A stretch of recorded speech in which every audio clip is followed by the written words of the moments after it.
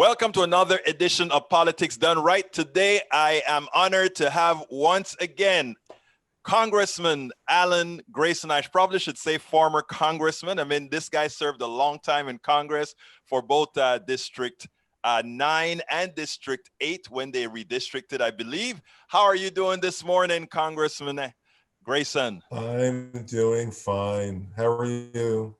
Well, let me tell you how fine I'm doing. I am doing fine that we won, but I am very upset by some of the connotations I'm hearing from many of our brothers and sisters in the Democratic Party, sort of on the moderate wing, trying to put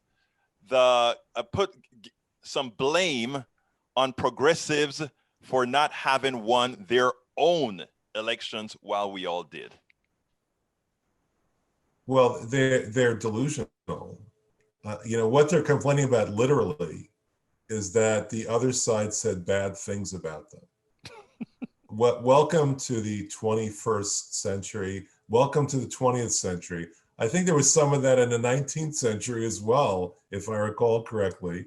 It's ridiculous for them to be blaming progressives who want the party to actually stand for something and make people's lives better, simply because the other side distorts that and turns it into something negative, which they're going to do anyway.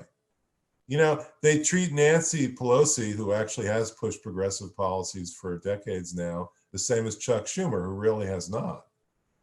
They simply want somebody to vilify. They want their buzz phrases and their catchwords like socialism and communism and socialized medicine, and they're going to do it anyway, no matter what you do. This is a lesson that I learned back in 2010. They decided through focus groups and poll testing that a good attack against me in my district would be to say that I'd voted to increase the national debt limit. So they brought in 80,000 door hangers that reached all the way to the ground from the door handle. Very, very large outsized door hangers. And they tried to paper the district with the claim that I had voted twice to increase the national debt limit. Actually, I had voted twice against it. But do you think that mattered to the Koch brothers? No. They had a good something they wanted to use. They're not bound by truth or falsity the way that the rest of us are. They're going to say it anyway. I mean, the fact that they went ahead and said these things against the most right-wing of right-wing Democrats all around the country tells you all you need to know. They're going to say it whether it's true or not, and that's just the way it is. So it's foolish. It's nonsensical. It's almost a non sequitur to blame progressives for the fact that right-wingers try to depict right-wing Democrats as progressives when they're really not. It's amazing, and the thing that I've been saying, right? And I heard my young hero talk about it all the time, Alexandria Ocasio-Cortez, where you have to go out there and talk to the people. I mean, the truth of the matter is, all those right wingers, those people that are right wing followers, right? You and I know that they're always voting against their own interests. My question is, why don't these Democrats, instead of trying to ask progressives to be quiet, not go and engage their populace, not only those that support them, but those that they need to engage? I mean, you did a hell of a lot of that, including on the floor. You should ask people like that, if you ever have them on a show, what they want to tell the voters. Because as far as I can tell, what they want to tell the voters is nothing of any substance whatsoever. These right-wing Democrats don't actually want to do anything other than placate the other side and feign bipartisanship. That's their whole game plan. And that's not moving the country at all. I mean, the other side pushes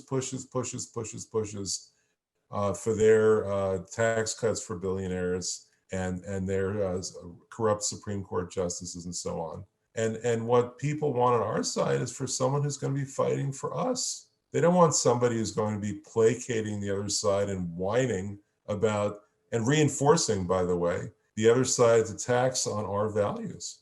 So what does a Spangenberg have to say when she actually meets her voters? What does she say? She says, well, basically, I'm Republican light. Well, I mean, if that's her sense of what she ought to be saying to the voters, that's fine, but don't pretend to be Democrat, much less scold those of us who do want to actually put the word progress back in the word of progressivism. I love that. I love that. You know what is so important about what the Democrat from Virginia, the one who you just mentioned, had to say is she doesn't really realize that if a person has a choice between a light Republican and the real thing, they will choose the real thing.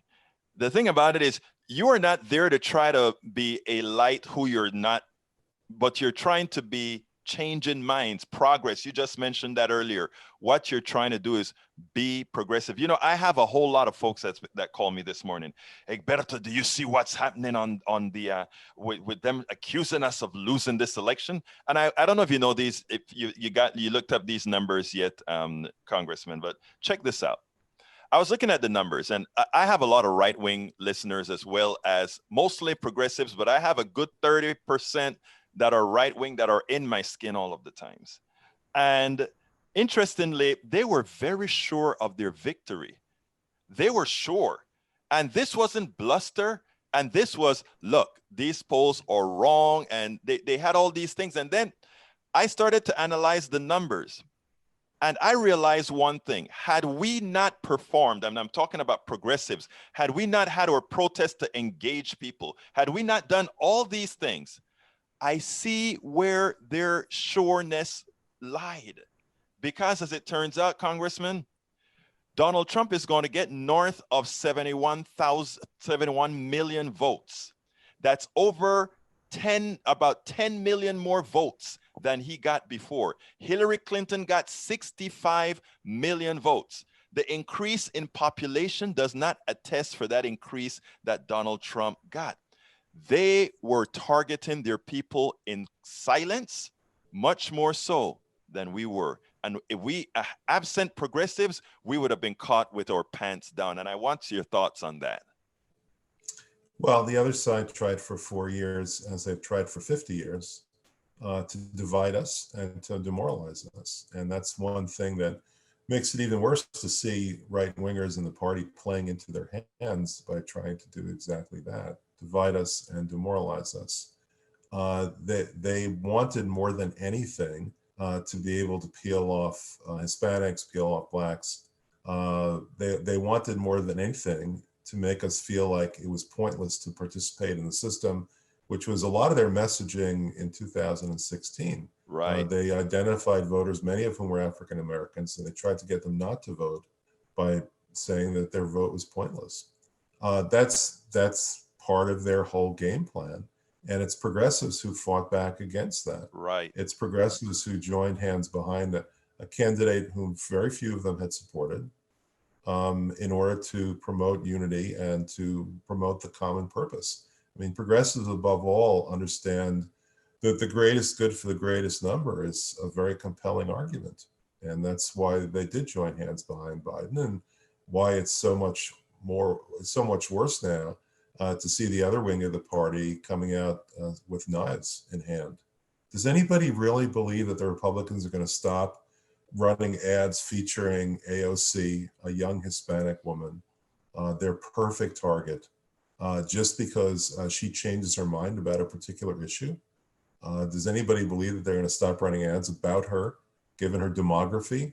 If she stops using the word socialist, it's foolish nonsense. But I mean, to get back to your last question, yes, we came out in droves. I felt proud to be a Democrat, to see the enormous increase in our turnout, and the fact that we were completely unified. We've won 7 out of the last 8 elections in terms of the popular vote. The Republicans just basically chafe around the margins without having anything that appeals to broad masses any longer. I mean, how many people really get all excited about a tax cut that Donald Trump writes for the benefit of Donald Trump, et cetera? One can go on and on that way. So they only just stoke their paranoia and their racism in the hopes that they can hold on to what they've got, their so-called base. It's a hopeful sign for the future. But, we have a lot of work to do. We didn't take back the Senate. Not yet. I think we'll try in the special elections in Georgia, but we didn't take back the Senate. And the fact that, we vastly outnumber the Republicans, given our current system, is not generating policy victories or electoral victories the way that it should. Well, I mean, we have, I'm going to say this, you're a congressperson. I don't think you should or could or would, but I think the Constitution has an aberration in it, in that it allows so few people to be able to take control of the policy in this country. Vis-a-vis, why should Nebraska or North Dakota have the same amount of senators as does California? I think I don't care what types of arguments anyone makes. I think that just proves that America really is not the democracy that we are trying to promote throughout the world. As somebody from somewhere else who believes in democracy, who's always fought for democracy, when we have an overbearing amount of folks that come out in the right direction, it's great. You don't see the defects. But when you have polarization like we have now, those defects are blaring. And I want to know, how can we work on taking, sort of mitigating that, given that it's unlikely we'll ever be able to change a constitution under these terms? Well, we're actually not that far away from a major change. The interstate compact that would require the states who sign on to vote for whoever has the greatest popular vote. That interstate compact could actually be the moral equivalent, or even the legal equivalent, of a constitutional amendment. And that one's not too far away from being approved. We'll see what happens with that. But if only a handful more states approve that, then we'll have nationwide popular vote. You know what, Congressman, though, my concern, I agree with you, but my only concern there is, given we now have a 6-3 court who sometimes believe in state rights and sometimes does not believe in states' rights, what happens when that compact comes to realization? If it puts its policy into place, and then the person who loses that election based on electoral college the old way, what happens when they take that case to court? Well, you're right. I mean, the most long-lasting of all the horrific things that Trump has done, other than the forced hysterectomies, which will be with us for the next 70 years or so, the worst and most permanent change that Trump has done is to have a right-wing takeover of the Supreme Court by right-wing ideological fanatics. Yes. And there is a need to unpack the court, not to pack the court, but to unpack the court. Thank you. I remember when you went on the floor and you talk about Republicans want you dead. And let me tell you why I bring that up every time I talk to you. Because progressives need to learn how to message, right? And no, I'm sorry, not progressives. Yeah, progressives too, but Democrats in general need to learn how to message. And when you came out and said they want you dead, that's the outcome of what they're supporting. They want you dead. Now, when you come out and you say they're trying to unpack the court, you used it against them. They packed the court with a whole bunch of unqualified right-wing hacks. And you rightfully say we need to unpack the court. And since you don't remove somebody from the court, you can't remove somebody from the court except through some sort of impeachment. Unpacking the court means normalizing numbers. Isn't that right? Right. And, what we've seen is a 50-year plan flawlessly executed by the right wing. Justice Lewis Powell, just before he ascended to the Supreme Court, wrote a memo laying out the strategy, which the Federal Society has instituted relentlessly for the past half century, to the point where now they've succeeded. The fact that they've succeeded now makes it all the more urgent to fight back. And, the number of justices on the Supreme Court has fluctuated many times for all sorts of reasons over the course of the past 200 plus years. There's no reason why it has to be fixed just because it serves Republican purposes to do so. There will be, weak people on our side who whine about it. But the fact is that there's been an injustice. It was right in our face 4 years ago and again this month. And the injustice has to be corrected. Now, before we go here, I want to ask two more important questions. As far as, first of all, I believe that we must or do our utmost best to win those 2 Senate seats in Georgia, assuming that we get there. Shouldn't we really, number one of the first things we do is get rid of the filibuster. Now it's in a polarized society, it's useless, in my opinion. And also unpack the court, as you say, immediately. Because again, if we want to win 2022, we have to show some sort of progress. And if what we show is gridlock, 2022 could look just like 2010, in my opinion. Your thoughts on that? At this point, I'm not overly optimistic. I think that if we do manage to win the Senate back, it'll be at that 50-50 margin. And at that point, it's very difficult as a practical matter to get anything done, even with the tiebreaker being a Democratic vice president. The Senate is dysfunctional, has been dysfunctional for generations. That's not going to change anytime soon just because the Democrats are in charge. We did actually get a lot of useful things done in that 9-month period. Yes, we did. We had a filibuster-proof Senate after our senator from Minnesota was sworn in and before Edward Kennedy died. Yeah. That 9 months when we had 60 votes in the Senate turned out to be the only real productive period the Senate's had for the past several generations. Maybe we'll remove the filibuster. If we do, you're going to see a whole bunch of 51 to 50 votes in the Senate for a long time to come. I'm not sure that the weak hands on our side are going to be willing to go along with that. So I'm not sure you can really accomplish that. I feel sorry for them. There were members of the House who had been there for 20 years or more and never passed a single bill, and had basically wasted their time and wasted their lives, most of their adult lives being in Congress. For me, it was always a thrill to get something passed. I did it 121 times in 4 years through the House under Republicans. But there are many people who never did that. And the Senate's very much the same way. They have a lot of hearings. They have plenty of votes. Nothing ever passes. They're mostly votes on cloture, and they fail.